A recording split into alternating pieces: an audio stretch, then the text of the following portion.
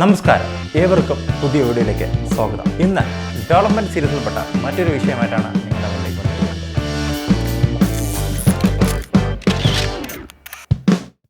ഇന്ന് നമ്മൾ നിങ്ങൾക്കായി അവതരിപ്പിക്കുന്ന വിഷയം ഡെവലപ്മെന്റ് സീരീസ് തന്നെയാണ്, പക്ഷേ വളരെ ഇൻട്രസ്റ്റിംഗ് ആയിട്ടൊരു ടോപ്പിക്കാണ്.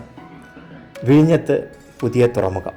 വിഴിഞ്ഞത്ത് പുതിയ തുറമുഖം എന്ന് കേൾക്കുമ്പോൾ കുറച്ച് പേർക്കെങ്കിലും ഒരു മനസ്സിലൊരു സംശയം തോന്നാം, ഇതിപ്പോൾ ആൾറെഡി ഒരു തുറമുഖം അവിടെ ഇല്ലേ? പക്ഷേ ഇത് വാർത്ത ശരിയാണ്. വിഴിഞ്ഞത്തൊരു പുതിയ തുറമുഖം വരാൻ പോവുകയാണ്. അതിൻ്റെ വിശേഷങ്ങളിലേക്കാണ് നമ്മൾ നിങ്ങളെ കൂട്ടിക്കൊണ്ടുപോകുന്നത്. വിഴിഞ്ഞത്ത് തുറമുഖം വരുന്നുണ്ട്. അതൊരു ഷിപ്പിംഗ് തുറമുഖമല്ല, പകരം ഒരു ഫിഷിംഗ് തുറമുഖമാണ് വരാൻ പോകുന്നത്. ആൾറെഡി ഇത് പ്ലാനിലൊക്കെ ഉണ്ടായിരുന്നതാണ്. അപ്പോൾ വളരെ കാലങ്ങളായിട്ട് ആ ഒരു പ്ലാന് ഇങ്ങനെ പല തലങ്ങളിലായിട്ട് ഇങ്ങനെ നീണ്ടുപോയിട്ടുണ്ട്.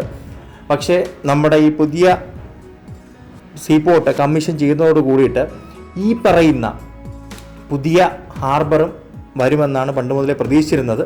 പക്ഷേ അതിലൊക്കെ കുറേ കാല താമസം വേണ്ടി വന്നു. നമ്മുടെ നാട്ടിലെ പ്രത്യേക സാഹചര്യം അതാണല്ലോ, നമ്മളതൊന്നും സമയം ബന്ധിതമായിട്ട് പൂർത്തിയാക്കിയില്ല. പക്ഷേ എന്നിരുന്നാലും ഇപ്പോൾ ലേറ്റായിരുന്നാലും ഇപ്പോൾ വന്നിട്ടുണ്ട് കാര്യങ്ങൾ.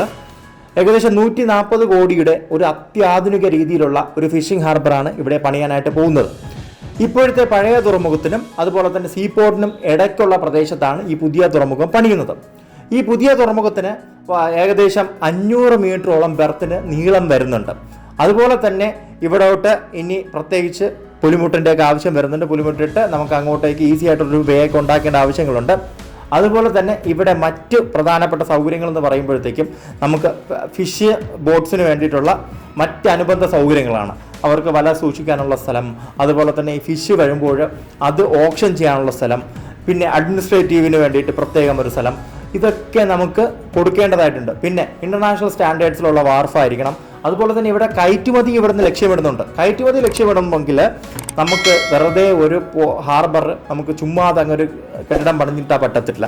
അവിടുത്തെ പല സ്റ്റോറേജ് ഫെസിലിറ്റീസ് വേണം. അതുപോലെ തന്നെ അവിടെ ഇൻ്റർനാഷണൽ സ്റ്റാൻഡേർഡ് ആയിട്ട് തന്നെ അതിൻ്റെ പാക്കേജിങ്ങും കാര്യങ്ങളും എല്ലാം വേണം. അപ്പോൾ അതിനുള്ള എല്ലാ സൗകര്യങ്ങളോടും കൂടിയുള്ള ഒരു സംഭവമായിരിക്കും ഇനി ഇവിടെ വരാനായിട്ട് പോകുന്നത്. ചെറിയ യാനങ്ങൾ മാത്രമല്ല, വലിയ ഹ്യൂജ് യാനങ്ങൾ വരെ ഇവിടെ പാർക്ക് ചെയ്യാനും നിർത്താനുമുള്ള സൗകര്യങ്ങൾ ഇവിടെ ലഭിക്കും. അപ്പോൾ നമുക്ക് മുൻപേ പറഞ്ഞിട്ടുള്ളതാണല്ലോ, ഇവിടെ മത്സ്യത്തൊഴിലാളികളുടെ ജോലി പോവും, അല്ലെങ്കിൽ അവരുമായിട്ട് ബന്ധപ്പെട്ട പല പ്രശ്നങ്ങളും പറഞ്ഞതാണല്ലോ. അപ്പോൾ ഈ ഒരു പദ്ധതി വരുമ്പോഴത്തേക്കും അവർക്ക് ശരിക്കും ഒരു ബൂസ്റ്റാണ് ലഭിക്കുന്നത്. ഈ വിഴിഞ്ഞം പദ്ധതി വന്നില്ലായിരുന്നെങ്കിൽ ഇങ്ങനൊരു പദ്ധതി വരുമായിരുന്നോ?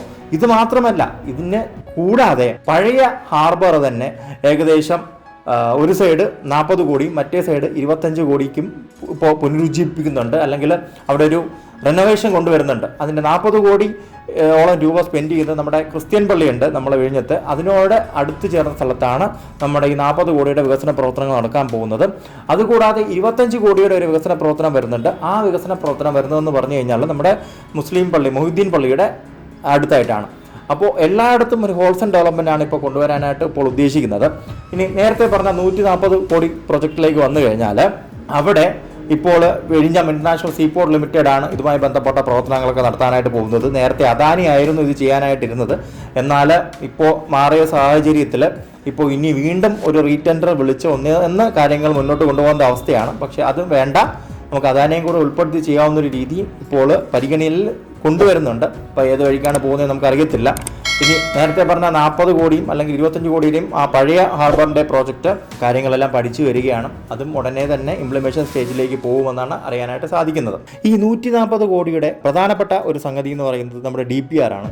ഈ DPR ചെയ്യുന്നത് പൂനെ ആസ്ഥാനമായി പ്രവർത്തിക്കുന്ന സെൻട്രൽ വാട്ടർ. ഈ 140 കോടി തുടക്കത്തിൽ പറഞ്ഞല്ലോ, ഇതിൽ 70 കോടി രൂപയായിരിക്കും തുറമുഖ നിർമ്മാണത്തിനും ബാക്കി 70 കോടി പുലിമുട്ട് നിർമ്മാണത്തിനും ആയിരിക്കും ചെലവഴിക്കുക. മറ്റൊരു പ്രധാനപ്പെട്ട സംഗതി എന്ന് പറയുന്നതെന്ന് പറഞ്ഞു കഴിഞ്ഞാൽ, നിലവിലുള്ള തുറമുഖത്തിൽ നിന്ന് നമ്മുടെ ഇപ്പോൾ പുതിയ തുറമുഖത്തിലേക്ക് കോട്ടപ്പുറം വഴി ഒരു അത്യാധുനിക രീതിയിലുള്ള റോഡും പണിയുന്നുണ്ട്. ഇത് കൂടാതെ ബേസിക് ഫെസിലിറ്റീസ് അല്ല, ടോയ്ലറ്റ് സമുച്ചയവും അതുപോലെ തന്നെ ക്യാൻറ്റീനും എല്ലാം അടങ്ങുന്ന ഒരു അടിപൊളിയായിട്ടുള്ള ഒരു ഹാർബർ ആയിരിക്കും ഇവിടെ വരാനായിട്ട് പോകുന്നത്. അപ്പോൾ വിഴിഞ്ഞത്തിൻ്റെ മുഖച്ഛായ ആൾറെഡി മാറിക്കഴിഞ്ഞു. ഇനി വിഴിഞ്ഞത്ത് അവിടെ ജോലി ചെയ്തു വരുന്ന അല്ലെങ്കിൽ പരമ്പരാഗതമായിട്ട് അവിടെ മത്സ്യബന്ധനം നടത്തി നിന്ന് വരുന്നവർക്ക് പല ഉപകാരപ്രദമായിട്ടുള്ള കാര്യങ്ങൾ ഇനി നമ്മൾ ചെയ്തു കൊടുക്കേണ്ടതായിട്ടുണ്ട്. അതിൻ്റെ എല്ലാം ഭാഗമായിട്ടാണ് നമ്മൾ ഈ ഒരു പുതിയൊരു സംഗതി അവിടെ കൊണ്ടുവരുന്നത് അവരുടെ ജീവിത നിലവാരം ഉയർത്താനും അതുപോലെ തന്നെ അവരുടെ ഹോളിസ്റ്റിക് ഡെവലപ്മെൻറ്റും ഇത് സാധ്യമാകും എന്ന കാര്യത്തിൽ യാതൊരു സംശയവുമില്ല.